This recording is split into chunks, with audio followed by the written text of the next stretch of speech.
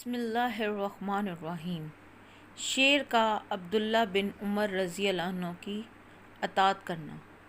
ایک دفعہ حضرت عبداللہ بن عمر رضی اللہ عنہ باہر نکلے تو دیکھا کہ ایک جگہ لوگوں کی بھیڑ لگی ہے۔ آپ نے پوچھا کہ کیا معاملہ ہے؟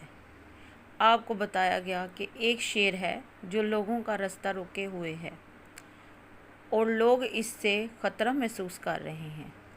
حضرت عبداللہ بن عمر رضی اللہ عنہ اپنی سواری سے اترے اور شیر کے پاس گئے اور اس کا کان پکڑ کر موڑا اور اس کی گدی پر مارا اور اس کو راستہ سے ہٹایا۔ پھر فرمایا کہ سرکار دو عالم صلی اللہ علیہ وآلہ وسلم نے تیرے بارے میں سچ فرمایا تھا کہ ابن آدم پر یہ جب بھی مسلط کیا جاتا ہے جب ابن آدم اس سے ڈرتا ہے، اور جب ابن آدم صرف اللہ سے ڈرے تو اللہ تعالیٰ اس کو اس پر مسلط نہیں کرتا۔